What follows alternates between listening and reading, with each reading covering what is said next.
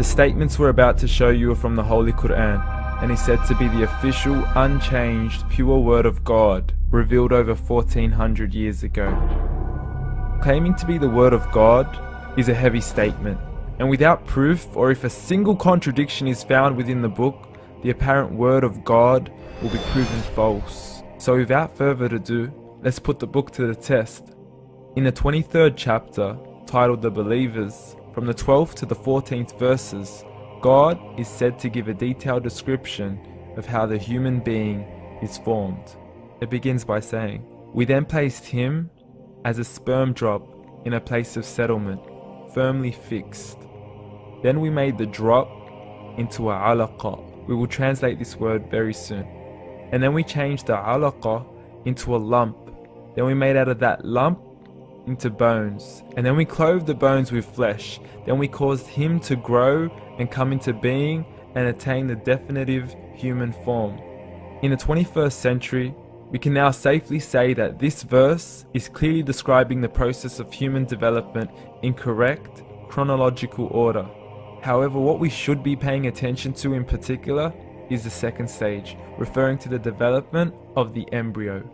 The specific word used to describe the embryo in this verse is the word alaqa.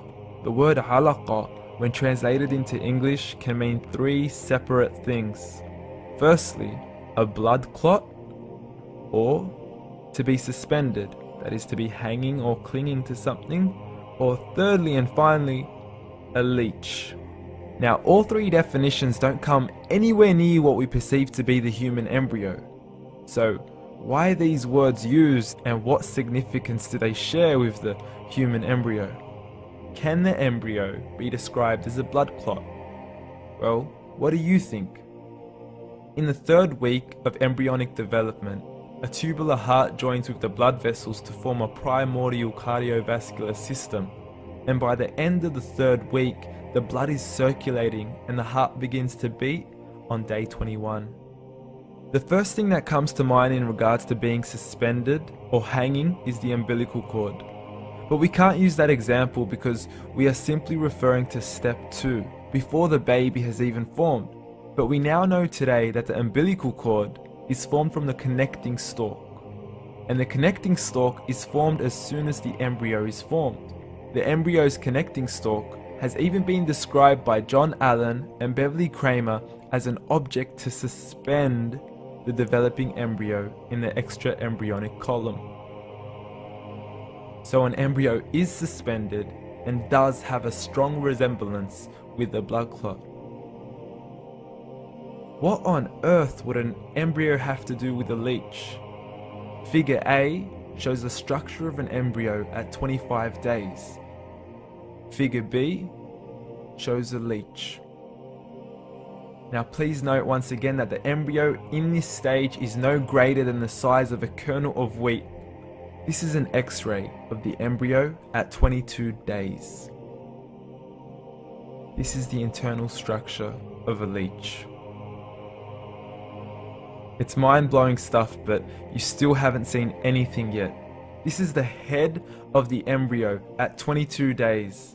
The detail you are seeing right now is absolutely impossible to be seen with the human eye and can only be seen with a microscope. This is the back end of a leech. There's no other words used to describe this other than mind-blowing. The pictures we have shown you are impossible to be seen with the human eye, or even to be predicted by the human mind. Once again, the verses we have shown you were revealed over 1400 years ago to a man who couldn't read nor write. Are these the words of God? Descriptions of the human embryo in the Quran cannot be based on scientific knowledge in the 7th century. The only reasonable conclusion is that these descriptions were revealed to Muhammad from God, from God, from God, from God, from God.